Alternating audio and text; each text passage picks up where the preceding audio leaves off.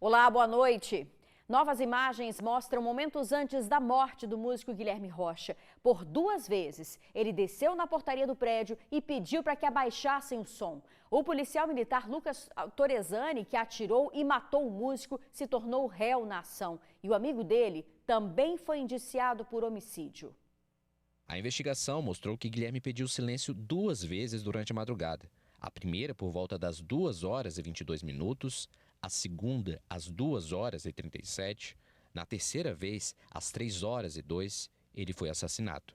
A investigação também mostrou que Lucas não apenas mentiu à polícia, mas também tentou criar um grupo para combinar uma versão falsa sobre o crime. Os autos revelam que após o Lucas achar que estava no comando da situação toda que ocorria ali, ele foi conduzido para a primeira delegacia regional de Vitória, apresentando uma versão mentirosa de que teria atuado em legítima defesa. Os autos revelam que em nenhum momento o Lucas atuou em legítima defesa, e sim ele executou a vítima com requinte de crueldade. Inclusive, ele desdenha da morte da vítima quando ele escreve nesse grupo que estavam alguns amigos, que se a vítima queria silêncio, ela está no silêncio eterno. O assassinato do músico Guilherme Rocha, de 36 anos, foi registrado por câmeras do prédio em que ele morava. Em abril, Guilherme foi morto com um tiro no ombro após reclamar do barulho que o policial militar Lucas Torresani, de 28 anos, e os seus amigos faziam durante a madrugada. O crime foi filmado e agora novos elementos do assassinato foram apresentados pela Polícia Civil. Durante os últimos 2 meses em que o assassinato esteve sob investigação, a perícia realizou a reconstituição do crime, conversou com testemunhas e uma das principais conclusões foi acerca da colaboração que o amigo de Lucas, Jordan de Oliveira, teve no assassinato de Guilherme. Esse Jordan, esse indivíduo, ele parte para cima da vítima, efetuando um empurrão. E esse empurrão, ele acaba mitigando a possibilidade de defesa da vítima. Ele afasta a vítima, ele desequilibra a vítima e acaba aparecendo um espaço, uma janela temporal aí que permite que o atirador, ele alce, ele levante sua arma e efetue esse disparo. Após a conclusão do inquérito pela Polícia Civil, a juíza da primeira vara criminal de Vitória tornou réu o policial militar Lucas Torresani e o amigo dele, Jordan Oliveira. Na decisão, a magistrada destacou uma série de elementos que caracterizam o total desapego dos réus para com a vida da vítima. Na decisão, a magistrada destacou elementos como o fato de Lucas ter continuado a beber após cometer o crime e o desdém que ele demonstrou em grupos da internet, onde Lucas disse que se Guilherme queria dormir, agora dormiu. Lucas e Jordan vão responder por homicídio duplamente qualificado em razão do motivo torpe e o PM também vai ser indiciado por abuso de autoridade. Agora, olha só essa imagem. Policiais militares tentam imobilizar um homem que já está no chão. Durante essa abordagem, um dos PMs chuta por 2 vezes a cabeça do suspeito. Essa abordagem aconteceu no fim de semana no bairro Felrosa, na Serra. A Polícia Militar diz que foi verificar uma denúncia de tráfico de drogas em um bar. E quando as equipes chegaram, o homem foi visto dispensando drogas e fugindo para um banheiro. Esse suspeito resistiu à prisão, se jogou no chão, por isso a polícia disse que precisou imobilizá-lo. Bom, a Polícia Militar diz que a Corregedoria vai apurar a conduta desses policiais durante essa abordagem, mas o comandante-geral da PM também falou sobre o caso. Vamos ver. Essa não é a conduta da Polícia Militar e nunca será. Todos esses atos que são detectados por filmagem, chegam através da imprensa ou qualquer tipo de pessoa ou cidadão, nós dirigimos imediatamente à Corregedoria e o devido procedimento apuratório é instaurado. Bom, nesse caso, 2 suspeitos foram levados para a delegacia. Um deles vai responder em liberdade e o outro foi levado para o presídio. Uma jovem foi encontrada morta na serra. O corpo já estava numa área de vegetação em decomposição. A vítima foi reconhecida pelas tatuagens. A perícia da Polícia Civil e a Polícia Militar chegaram na rua Rio Turiaçu, em Eldorado, na Serra, por volta de meio-dia. No local havia o corpo de uma mulher em estado avançado de decomposição. Ela estava vestindo apenas uma blusa. Moradores contaram à Polícia Civil que por volta das 10 horas da manhã, crianças brincavam na rua quando desceram até essa região de mata e encontraram o corpo. Elas voltaram assustadas, chamaram as mães, que acionaram a polícia. Logo em seguida, chegaram parentes e amigos relatando o desaparecimento de uma jovem há 5 dias. Apesar do estado de decomposição, a vítima foi reconhecida pelas tatuagens. Laira Valesca das Neves Gomes, de 26 anos, foi identificada pelo irmão. Ela deixa 3 filhos e o do meio, de 8 anos, esteve no local. É um baque, né?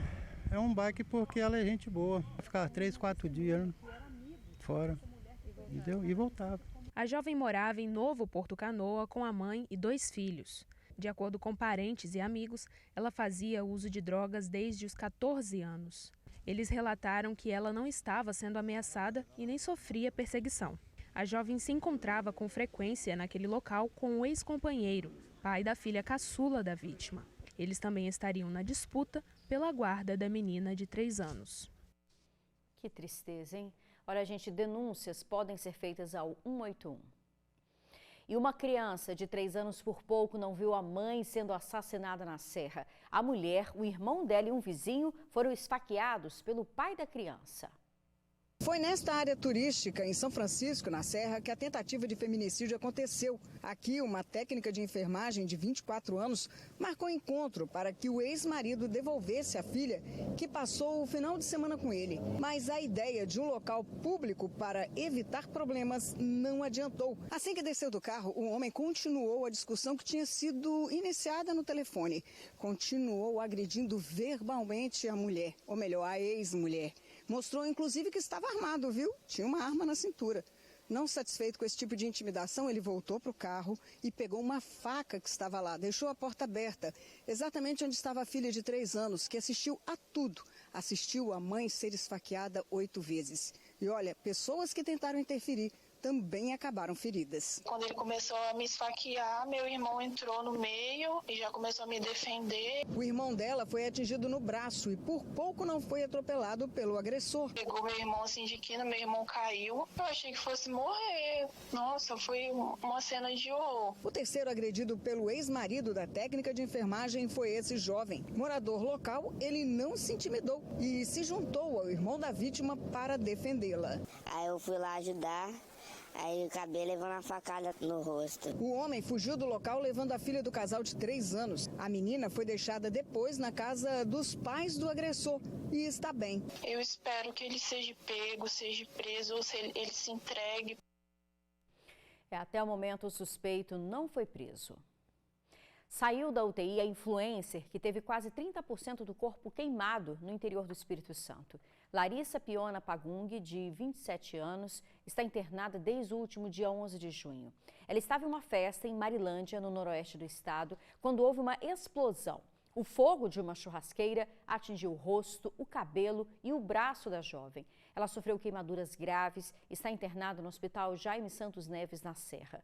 Outras 5 pessoas também foram atingidas pelo fogo. Segundo a mãe de Larissa, devido à dor causada pelos ferimentos, a filha fica a maior parte do tempo sedada e ainda está muito abalada com o que aconteceu. O homem que tentou acender a churrasqueira com álcool foi levado para a delegacia, onde foi ouvido e liberado. O caso foi registrado como acidente. Vamos mudar de assunto, gente. Em 15 anos de lei seca, mais de 50 mil pessoas foram multadas no Espírito Santo, tanto em rodovias federais quanto estaduais. Por dia, são 10 pessoas flagradas embriagadas dirigindo. Quem passou pela Avenida Dante Michelini se deparou com essa cena. Motoristas e pedestres puderam ter a dimensão do que um acidente de trânsito pode causar. A simulação foi realizada nesta terça-feira, data em que a lei seca completa 15 anos. Nesse período, mais de 50 mil motoristas foram autuados por embriaguez ao volante, o que representa uma média de 10 pessoas por dia. A vigilância é pouca, porque tem muita gente que bebe e dirige, as pessoas só vão perceber quando acontece o acidente. Eu só acho que a lei deveria ser um pouco mais severa para aqueles que continuem bebendo, né? Eu dirijo, né? Necessito da minha carteira para me trabalhar e eu penso também que eu tenho um filho, né? Tenho meu filho pequeno e eu creio que se algo acontecer com ele, vou ficar muito chateado com isso, porque é uma pessoa irresponsável quando acontece fazer isso. E claro, sem considerar os diversos casos que escapam da fiscalização. Os resultados de álcool e direção são perceptíveis. O número de vítimas só aumenta. E é importante lembrar que não são só números, mas vidas interrompidas, como a modelo Luísa Lopes, que morreu há 3 anos. Ela foi atropelada por uma motorista embriagada enquanto pedalava nessa mesma avenida. Apesar da lei seca vigorar em todo o país há exatos 15 anos, uma coisa não mudou. Os acidentes de trânsito ainda continuam tendo como principal causa a junção do álcool e direção. Até por isso, a lei seca não se manteve estática. Ela passou por 4 aperfeiçoamentos. Um em 2012, outro em 2016, outro em 2018 e, por último, em 2021. 50% dos sinistros de trânsito que produzem vítimas fatais possui alguma relação com álcool.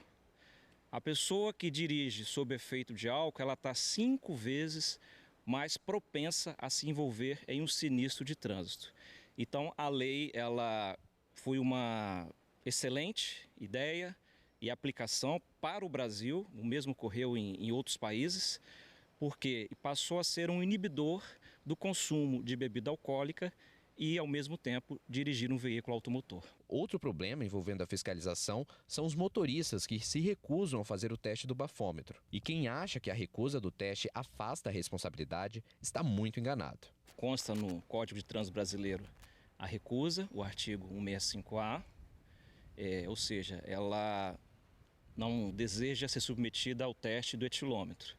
Mas isso não vai impedir a penalidade administrativa, porque também é prevista, para o caso da recusa, a multa 10 vezes, ou seja, quase R$3 mil, além da suspensão do direito de dirigir por 12 meses. Mas é importante a gente acrescentar que, ainda que haja recusa administrativa, o agente de trânsito, o policial militar, ele pode lavrar um laudo de constatação, onde neste laudo de constatação, havendo 2 sinais de acordo com a lei, esse indivíduo, mesmo tendo recusado, ele pode ser autuado por embriaguez, podendo inclusive configurar um crime do Código de Trânsito Brasileiro. Olha, do total de mais de 50 mil multas aplicadas por embriaguez ao volante durante esse período, 47.800 foram aplicadas pela Polícia Militar em rodovias estaduais, 6.512 em rodovias federais pela PRF. Um homem tentou incendiar uma loja na Serra, um ato de pura maldade, você vai ver já já. Um homem tentou incendiar uma loja na Serra, foi um ato, gente, de pura maldade. Ele provocou um prejuízo de R$15 mil. O homem encapuzado de casaco vermelho se aproxima da loja no centro da Serra. Ele pega uma pedra e lança contra a vitrine. Como o vidro continua intacto, o suspeito apanha a pedra e joga novamente. O vidro é quebrado. O criminoso então joga um líquido dentro do estabelecimento e atia fogo. A loja fica na principal avenida, aqui no centro da Serra. O líquido usado para poder inflamar aqui o fogo dentro do estabelecimento foi essa garrafinha aqui, ó, de acetona. Ele jogou aqui dentro, então, e ateou o fogo. O prejuízo só não foi maior porque o dono do estabelecimento conseguiu ver de casa que a loja estava pegando fogo. Ele desceu, pediu ajuda de um familiar e então eles conseguiram conter as chamas aqui, ó, com esse extintor de incêndio. Mas mesmo assim o prejuízo para o dono aqui da loja ficou grande, porque aqui, ó, nesse vago aqui, tinham vários vestidos, roupas, outros tipos de roupa pendurados. Todos foram queimados. Quando ele me mandou o vídeo pela manhã, eu fiquei assim, uns 2 minutos chocada, sem ter reação nenhuma, pela maldade que houve. Após colocar fogo, o criminoso correu por essa rua. Como era madrugada, ele não teve dificuldades para escapar. O proprietário do estabelecimento não quis gravar entrevista, mas ele contou que o prejuízo ultrapassa R$15 mil. Muito triste. Todo o seu esforço jogado fora. Se você identificou esse homem, denuncie para a polícia. Estão na cadeia 2 suspeitos de fazer parte de facções criminosas lideradas por traficantes aqui no estado.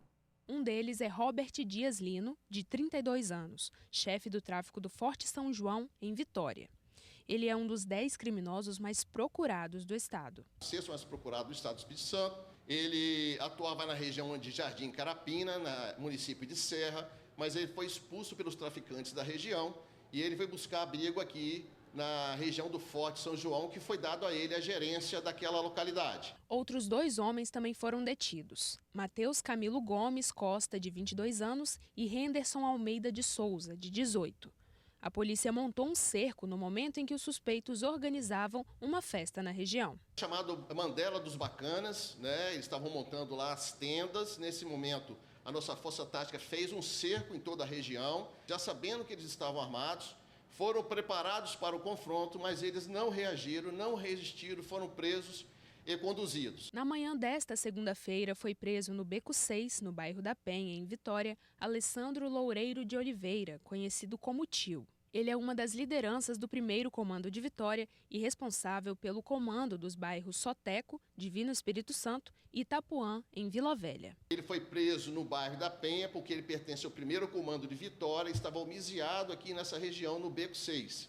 No momento em que ele avistou os policiais, ele empreendeu fuga, pulou vários quintais, várias casas, mas acabou sendo preso, não esboçou reação na prisão e aí foi conduzido para a delegacia. As 2 lideranças tinham mandados de prisão em aberto por tráfico de drogas e homicídios. Um deles, Alessandro Loureiro, é um dos principais suspeitos de matar um casal em maio do ano passado no bairro Soteco, em Vila Velha.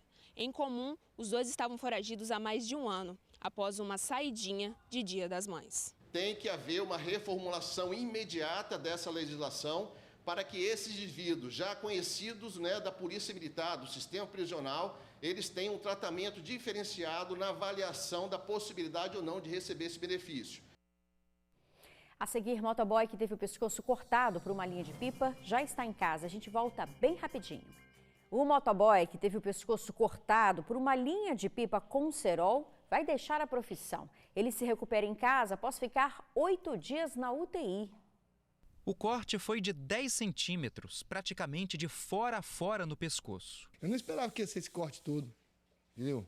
Mas mesmo um cortezinho simples, normal. No último dia 4, por volta de 3 horas da tarde, ele estava voltando para casa depois de ter feito a última entrega do dia. Era um domingo e José resolveu passar por essa rua no bairro Ilha dos Aires, em Vila Velha, quando, sem perceber, passou por uma linha que estava com cerol. Mais à frente, a gente percebe que ele para a moto. Logo em seguida, um carro para também e o motorista sai desesperado para socorrer José. Ele tira a própria camisa do corpo para cobrir o ferimento do pescoço. Segundos à frente, outro veículo para. Era uma mulher que estava dirigindo. Foi ela quem levou o motoboy para o hospital. Ele foi socorrido para o Antônio Bezerra de Faria, no centro. Nós temos que ter uma fiscalização redobrada sobre esse assunto, porque quem é o culpado não é quem solta a pipa. O culpado é quem vê o cara soltando a pipa no lugar errado. Tem os lugares próprios. José ficou 8 dias na UTI e 1 na enfermaria. Cheguei consciente no hospital, os médicos olharam a minha situação, aí eu desmaiei. Aí na hora que eu acordei, já estava lá, graças a Deus, na UTI, costurado e naquela processo de recuperação. Na próxima quarta-feira, depois de amanhã, José vai passar por uma consulta aqui no Hospital das Clínicas em Vitória para dar início à nova fase do tratamento. Ele vai realizar exames específicos para acelerar a recuperação. José tem 47 anos. Nos últimos 3, trabalhou como motoboy para complementar a renda da família. Você deve estar se perguntando se ele vai ter coragem de voltar a trabalhar como motoboy, né? Bom, acho que essa decisão já está tomada. Jamais, não quero. Nem eu, nem meus filhos. Vou procurar outra área que eu possa substituir a área de entregador para deixar meus familiares mais tranquilos. Não é fácil não, viu? Boa recuperação, viu? TN2 fica por aqui. Muito obrigado pela sua audiência, uma boa noite e até amanhã.